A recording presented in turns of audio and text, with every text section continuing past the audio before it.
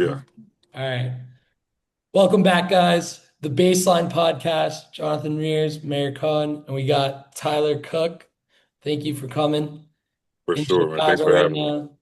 now. Tyler from St. Louis originally, right? Yep. Went to Iowa Hawkeyes for 3 years. Then made his way over to Cleveland, played for the Cavs and the Charge, and then played in Oklahoma for the Blue. And then he went over to Denver, played on the Nuggets, Iowa Wolves, Brooklyn Nets, Detroit Pistons, Chicago Bulls, Windy City Bulls, Salt Lake City Stars. And then he started his overseas career, made his way over to Melbourne, Australia, played there for part of the season, and then over to Spain before heading to Turkey. And now he's going to be moving on to Japan. Yeah, yeah. It's been a lot, bro. I feel like I've Long been list. all over the world, bro. It's been a hell of a journey, but it's been fun, and it's just been a blessing, in total. Yeah, so I'll tell you a little bit about what we do here. This is the Baseline Podcast. We've been in our third season here. We're interviewing athletes from all over the world, guys who are playing overseas, especially. We really have this, platform to talk to guys who are playing overseas and hear from their experience, hear what they learned, what they wish they knew for young guys going overseas afterwards. Yeah, And you got an awesome story from you played, as you said, all over and continuing your overseas career. So that's awesome. We're happy to hear about that contract in Japan. That's sick. yeah, But yeah, man, that's what we do here. So we'll run it through with you, hear about your career, your experiences. But thanks for joining, dude. We're for excited. sure, man. I'm glad you guys asked, man. When I saw your message, I was like, yeah, I checked out the page a little bit, and I've seen some clips, you guys before, just like on my Explore page. I'm like, yeah, let me go and hop on here. It seems pretty cool. So, Yes, thanks. sir. Appreciate you guys for asking me. Appreciate you, man. Yeah, Why don't we take it all the way back to your St. Louis days? yeah. Where did basketball really come into your life, and when did you really start getting that joy for ball? Yeah, I mean, like a lot of kids, I played pretty early on, like probably like starting at like 6, 7 years old, just in like little league stuff. But as I kind of got older, my parents put me in every sport basically you could think of. I played soccer, I played hockey, I played baseball. Like I did everything. But then kind of towards like middle school, I was just playing basketball and football as my main sports. And if you would have asked me probably before I got like to like eighth grade or so, I'd have told you that I wanted to play football professionally instead of basketball. But then I kept getting hurt playing football, and so the decision was kind of made for me that hoops was going to be my thing. And kind of once I got into my freshman and sophomore years of high school, it's kind of really when that love started to set in to where like I felt like I wanted to do this for the rest of my life. So it was kind of a gradual increase in terms of how much I enjoyed and loved the game. But once I kind of got to like that 16, 17-year old time in my life, that's kind of really when I just locked in on it. So we know you obviously had a ton of success in high school, playing with some of the top players in the world then and definitely now. So what we hear a lot about basketball culture. We interview guys from New York a lot, from overseas too. But St. Louis, tell us a bit about that. Is that in the culture overall in St. Louis, the high school culture of basketball? There's definitely some talented guys that come out of St. Louis for sure. So tell Yeah. us a little about that. Is it maybe more of a football place, or is it basketball is a huge part of the high school and athletic Yeah. culture? Basketball's huge in St. Louis. I would say um, the biggest characteristic that I think describes almost every St. Louis basketball player is just the competitiveness. You know, from eighth grade up until the time I graduated high school, seems like every day at the lunch table, every day at every AAU tournament, or every high school we go watch another team play. We're always trying to talk about who's better than than this team or who's better than that team or what player is better than this player. And every time you get to match up against those guys, it felt like the biggest moment of your life. Any day you were playing against another St. Louis school. So I would definitely say the competitiveness is kind of what I think the one thing that we all have in common. And then just like in terms of just stuff that we actually do on the court. I think all St. Louis guys just have a toughness about us. When we step on the court. We got guys all the way back from, David Lee, a guy that went to my high school as well. Brad Bill, Jason, of course, myself, and I can name probably 50 more guys that are playing, high level, if not NBA. But like everybody has that same like toughness and kind of that same grit. I think that's a little bit unique to where we come from. Yeah, So why don't you? Why don't you talk a little bit about playing with Jason over in high school? And I know that y'all also had Kachuk there also playing on the Yeah, hockey team. And what was yeah. that like when Boston and Florida both won and they both got a cup for to them? Bro, that was dope, honestly. And I mean, full transparency, I don't watch a ton of hockey, but once I realized how good he was and how good this team was, like pretty early on into that year. And I saw both the Kachuk brothers the summer before the first championship, because we work out with the same conditioning coach back in St. Louis. I ran into him there, and it was cool just to kind of catch up with him because I hadn't seen him in a few years since then or before then. But then, like once I kind of started paying attention a little bit, I'm like, yo, these dudes are actually nice. And then when they both won, I was like, bro, there's like, and it's weird because most people don't know that they're both from St. Louis, but like everybody in St. Louis was like super proud of both of them. You know, this is a dope moment for our city, honestly, to have not only Jason, which I mean and a basketball city is obviously a little bit more, in the forefront of people's minds in St. Louis. But then to know we got like Stanley Cup champs in St. Louis too. It's pretty dope. It was a cool moment for us. Yeah, it's a cool culture. So I want to ask a little bit about your you go to college at Iowa. Is that something that you had thought about the whole time? You kind of want to stay in the Midwest? Did they just kind of give you the best offer? And what did that kind of look like to feed into your decision to go there? Yeah, so it's kind of a funny story. I wasn't initially planning on going to Iowa. Um, I was gonna commit to Florida. I was gonna go to Florida. And then Billy Donovan took the job in Oklahoma City. And so I kind of like did like a soft reset on my recruitment at that time. But the one team or the one school rather that was like super consistent all the way dating back until like I was basically a freshman in high school was Fran McCaffrey at Iowa.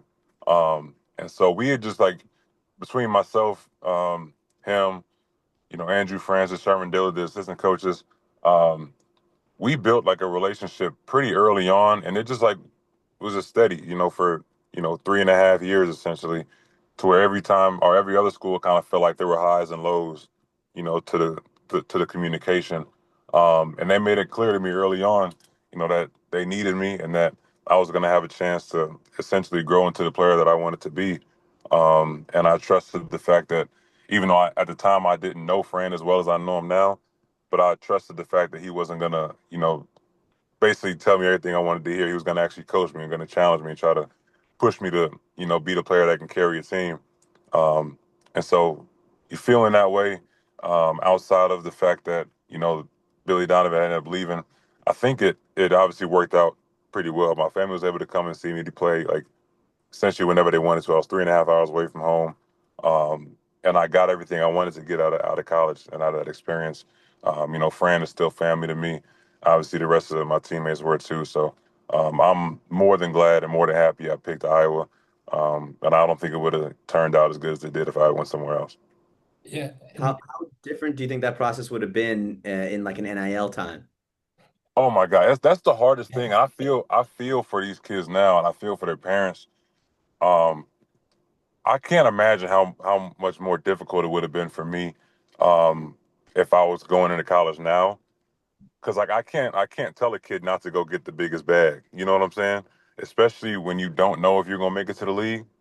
Like you can't tell. If somebody told me don't go take this $1 million, go take this 200,000 instead, I'd have been, I would have like, I'm going to take the million. You know what I'm saying? And it almost doesn't even matter about the basketball anymore. It's about the money, and that creates a really tough environment. I feel like to actually focus on hoops and focus on developing your game and becoming the player that you ultimately want to be. If we're all bag chasing. Now, with that being said, like the kids deserve it. You know what I'm saying? The money is well deserved. They should be getting the money. I just think it makes it a little bit tougher to actually make the choice that's conducive to becoming the best player you can be, if that makes any sense. So yeah, it would definitely be different. I would have definitely took the biggest bag, knowing how I thought at age 18. But I'm as much as I wish I could have got that money, I'm kind of glad I didn't. Just from a basketball and character development sense, I'm glad I graduated at the time that I did. yeah. You kind of have to tough it out a little bit more. Yeah, yeah, you gotta.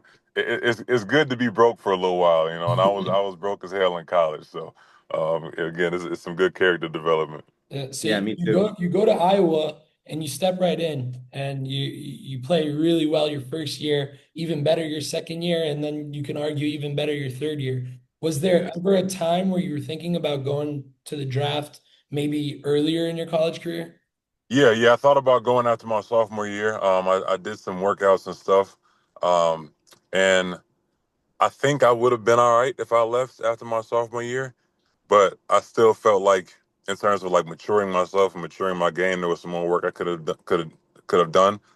And it wasn't even necessarily about scoring the ball more, um, or anything really statistically. I think it was just like me learning and kind of understanding the game a little bit more, to where I could feel confident in the fact that I can go and adapt, anywhere else. And so the change in my second to third year, I'm pretty sure my stats were pretty similar. Yeah. But the change was more so like trying to be a player that's actually um, like a winning player. You know what I'm saying? Like trying to do stuff that actually matters outside of scoring and rebounding. Like being a better teammate, being a better leader. The little nuances and stuff of the game that some like casual fans wouldn't necessarily understand, but those small things that kind of help you become a better pro eventually. And I think that served me well. Obviously in my last year in college, but then also heading into the league after that year. So tell us a little bit about, you have that last experience in college, and then you do head to the league, you make it to the Cavs, and tell us a little bit of that experience, maybe the moment you signed that contract to be a part of that team, what that experience was like for you to realize that you had made it at that point, and Yeah. kind of that first experience you had with the Cavs. Yeah. So it was kind of a roller coaster. So after I came out of college my third year, I didn't get a combine invite, but I got invited to the G League combine. I go to the G League combine and then I perform really well, and they move me to the regular combine, and I performed really well there too. And after that, initially I had like 15 workouts scheduled, but then I performed really well, and I was projected to go, on a certain slot in the second round after the combine. And obviously, you never know. Like I could have went, you know, in the first, I could have not got drafted at all still. But I performed really well, and so me and my agent were focusing in on the group of teams, or a group of picks in that second round, and we were going to cut our workout list down to those teams. And my first workout was with the Pistons, and I break my ankle in my workout with the Pistons.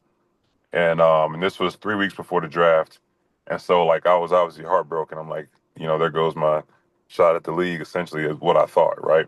And so fast forward to the draft night, I didn't get my name called, but like 20 minutes after the draft ended, or actually before the draft ended, I got a call. My agent was like, "Hey, you're getting a two-way contract with the Nuggets." And so that was like a weird feeling that I had. Obviously, I was like super like disappointed and still sad that I was in a boot at the time and that I didn't get my name called. Because everybody wants that moment, you know what I'm saying? You want to hear your name called on TV, but then at the same time, like still being able to have my dreams come true in that same day, really in that same hour, essentially, getting that contract in hand from the Nuggets. It was a blessing, man. It was awesome. And again, I think that early adversity was good for me. Um, but my first experience in the league, I did camp with the Nuggets, and I ended up going to Cleveland right after camp. Um, but it was like everything and more I'd honestly imagined it being. Being able to be around guys like Jokic and Paul Millsap, Jeremy Grant, Jamal Murray, early on was huge for me. I still use and take things that I've learned from them, to this day, that I learned at 19, I was 21, 22 years old, 6 years ago. So, it was awesome for me. It was a massive learning experience. I really didn't get real playing time until year two in the league. But it was just that whole experience, my whole first year, being around those guys, and then going to Cleveland and being around guys like Kevin Love, Tristan Thompson, Jordan Clarkson, like a whole bunch of these guys, that are extremely successful players in the league. It was dope for me. It was a really cool experience. And that Well, year you move from Cleveland, you do play for the Charge. Oklahoma City Blue, and then towards the end of the year, you do play with the Nuggets, and Yeah, yeah, I went guys, you back. get, you go to the bubble with them too. Yeah, So yeah. why don't you So talk about playing over there in the bubble? yeah, so that was crazy. So obviously, so just recap over my rookie year was kind of crazy. I went so the training camp with the Nuggets, they had some point guard injuries, so they ended up waiving me so they could sign another point guard at my two-way spot. Cleveland claims me off a waiver, so I go from Denver, I go to Oklahoma City because I'm planning to sign with Oklahoma City Blue, the G League team, after I clear waivers. I go to Oklahoma City literally like the next day. Waivers clear in 48 hours. In like the last 12 hours, Cleveland like picks me up off waivers. And so I'm in Oklahoma City. I'm waiting for like 4 more hours basically to sign with Oklahoma City. Cleveland calls me. So the guy in Oklahoma City drives me back to the airport. I go to Cleveland, play most of my rookie year in Cleveland, and then the pandemic, or I'm sorry, um, I get waived off my two-way in Cleveland. I think at the beginning of the following year, beginning of the following like calendar year, I go to Oklahoma City, um, and pandemic hits like a month later, and so my Oklahoma City stint was like super short. But then once the season or the league picked back up in the bubble, Denver called back was like, "Hey, we'd love for you to come to the bubble with us." Essentially offering me my same two-way contract back. So that's kind of how my rookie year went. Um, but the bubble was insane, bro. It was like I think we were there for like 93 days. Um, but it was like an experience that nobody like can really like you can't really prepare for it. And it's hard to really explain, the day to day of what it was like. The first I say like the first month was like a really cool experience. Everything was cool, but the first month was like kind of like you're just excited about it. Every day was kind of cool. It was like a new adventure. Then after like that first month, you kind of like you get a little stir crazy. You're kind of stuck in your room a lot. The NBA did a great job of, like with the canvas and making sure you kind of had enough room to stretch your legs and move around and stuff and do certain things. Um, but after like that first 30 days, at least for me, it was kind of like a grind after that. You know what I'm saying? Um, but once we kind of got into the playoffs, and the playoffs for us that year were insane. Coming back from down 3-1 Well, twice Jamal against Murray, Utah. Jamal Murray Yeah, went off. that Jamal, that those few games between Jamal and Donovan Mitchell. Donovan Mitchell were insane, bro. That was crazy to see. But the bubble was crazy, bro. It was an experience that I will never forget for sure. And I don't know if I'd do it again, but I'm glad I did it once. Yeah, I remember watching those games. Those got I was jumping out off the couch like every two Yeah, minutes, bro. I was the going same. back I'm and sitting there on the forth. bench in street clothes, like going crazy too. Like I was just, it was a great time to be a fan of the game, just because being in the bubble, you had nothing to do but watch hoops. Right. You know what I'm saying? Like, so every other day, I get essentially a front row seat to watch the best players in the world play. So Um, I wanted to so ask you, you actually played two games, but you're there for 93 days. So how'd yeah, that affect you mentally, and how were you like staying prepared at the same time? yeah, that was tough, bro. Because a lot of times, like I didn't even suit up for a lot of those games, right? And so, in my mind, it was tough to kind of stay ready because I understood like my role being in the bubble was kind of like basically just like a locker room guy, right? And credit to Denver, I love their front office. They to this day some of the best people I've worked with in my career, um, just because they were honest with me. So before I even came, they're like, "Hey, you're probably not gonna play a lot, but everybody here loves you. Like we want you here, you know." And so from the jump, I knew kind of what my role was, and I wasn't gonna play a lot. But at the same time, I'm still a pro and I'm still a hooper, and I did my best every day in practice to kind of keep myself ready, keep myself sharp. We played ones almost every day in the bubble. It was definitely a challenge. And I think that experience helped me as I matured into the league and matured as a pro in general to learn how to keep myself ready, even in times when I'm not playing or times when I'm not active. It was tough, but we figured it out, and I was thankfully not alone. It was a handful of other guys that kind of in the same boat as me. So we all kind of worked together and leaned on each other in that time to kind of keep ourselves sharp and ready. So we'll continue, like, because I want to hear more about this, but how did that Yeah. maybe prepare you for when you're overseas eventually and you kind of have a little bit of that same energy going on where you have to stay locked into your own things and maybe there's distractions, maybe there's nothing going on around you, and Yeah. how is that similar? Yeah, and that's I didn't realize the similarities until I got done with my season in Spain. It's the same like isolation, I'd say, to what feels like the outside world. Because obviously, it's my first time in Spain at the time. Like my family's a million miles away. I'm on a whole different time zone. It was very similar. And so I was like you said, I was able to kind of lean on the fact that I felt like I had done something similar to this before, being in that bubble. And like I said, this the ability to keep myself ready. Obviously, I was playing a lot more in Spain than I did in the bubble, but keeping myself ready mentally, and kind of staying locked in and making sure that whatever else is going or whatever else is going on the court, off the court, like I still have to come and perform, when I lace my shoes up. And so it was good because I kind of had somewhat of a similar situation in the bubble to kind of lean on, and just so I can know I've done it before and I can do it again. And after the bubble, you 2020, 2021, the season starts back up, play for Iowa, then Brooklyn for a bit. And then with the Pistons, you play 28 games and you're getting like solid minute, 15-minute games. And this is the first time kind of where you're actually have a role on an NBA team. So Yeah. how was that transition and how was the bubble and everything prior helping you prepare for this like point now? Yeah, so the Iowa Wolves was that was in the G League bubble. So like that was technically my second bubble Oh experience. wow. And so yeah, it was it sucks. I knew coming off the heels of the NBA bubble after 94 days and then having to go back to the G League bubble, I was pissed. So I'm like, all right, I got to get out of here as quick as possible. So I think I played 6 games with Iowa, and then I got called up to Brooklyn. Um, and so I got a 10-day of Brooklyn, um, and then at the like literally the 10th day is when Blake Griffin got bought out in Detroit, and so they waived me to sign Blake. And it's kind of hard to like argue or feel upset about them signing Blake Griffin as a, I don't know, 6, 7 time All-Star, something like that. So I'm like, all right, I just kind of got caught up in the business a little bit. But me and Blake essentially just switched spots. I went to Detroit right after that, and then he went to Brooklyn. But yeah, Detroit was cool.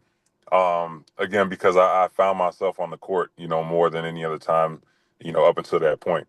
And so I actually kind of got, I won't say comfortable, but like I got used to actually playing and having a role and having a responsibility on a team like that.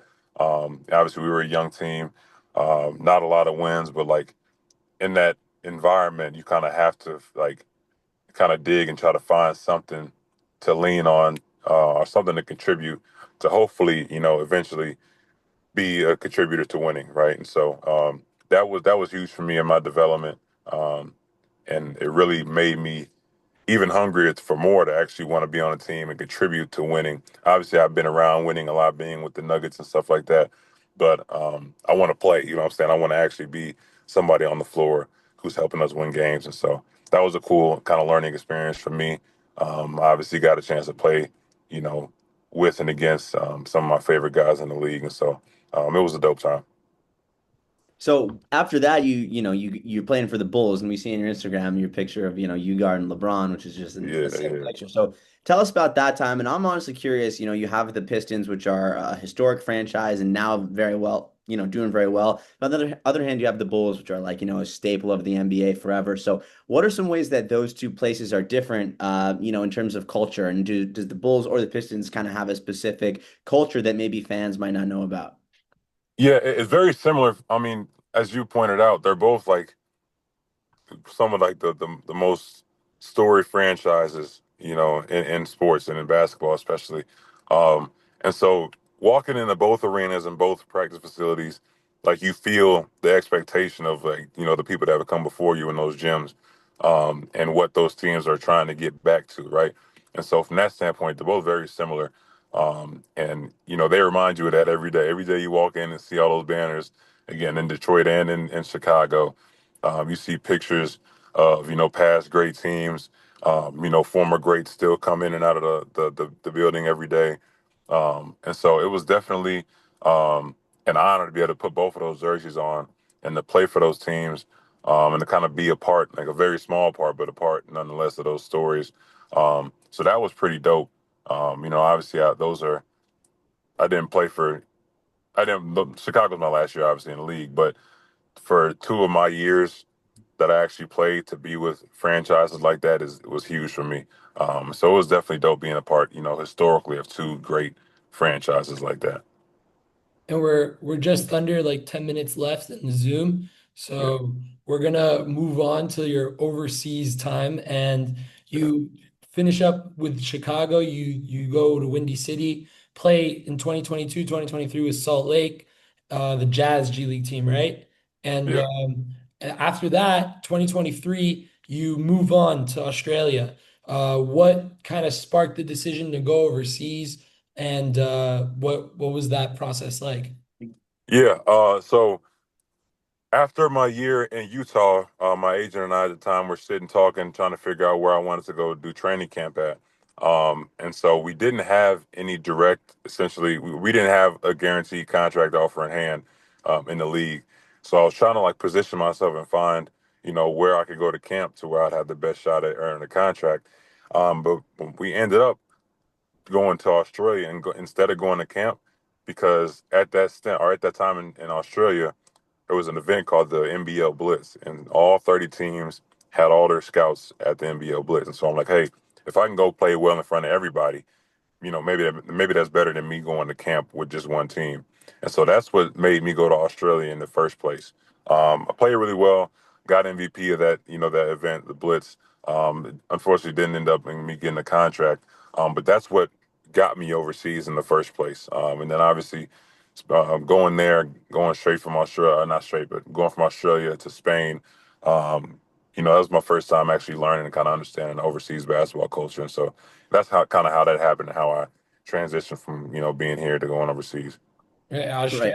Australia just had four guys get drafted to the NBA too. So Yeah, yeah, they do a lot between the NBA and the NBL. I know they do a lot of yeah. stuff It's together. a great league. It's wonderfully run. There's great people. Obviously, being in Australia is dope. The weather's great. Like it's growing, and I tell every guy that's ever asked me about Australia, like I tell them go. Obviously there's other places you can go get more money, and I would never tell guys not to go get money, but like especially for guys who's their like it's their first stint overseas, I'm like 100% go. Like you'll get the money. You know what I'm saying later on, like go. It's a great place to have your first overseas experience. Obviously they speak English. It's kind of just like to me, it's like an intro course to overseas, being in Australia as an American. So it's a great league. I love it. I would have stayed, obviously there's other factors that play, financially, but I love Australia. They treated me well, so I got a lot of love for them. So switching, as you mentioned, kind of from Australia to then playing in Spain. Now you're overseas, I guess, as you could say, out. You're past the intro course. You're now on to Yeah, whatever's yeah, next. You show up there, you realize like, oh shit, like nobody's speaking English. I gotta figure something else out. Like, maybe that kind of isolates you a little bit what you were talking about before. So, we talk a lot about transitions from here to here, one team to another, but this is, I'm sure, is your biggest one. You're going from a place that is overseas, but everyone's speaking English, to now you kind of gotta play catch up. You don't know what the fans are saying or what anybody's right, saying. So tell us about that, and then that's where it really comes into like, can I get accustomed to the culture and can I right. make a path here? Yeah, it was very very different. To me Australia was damn near like living in California.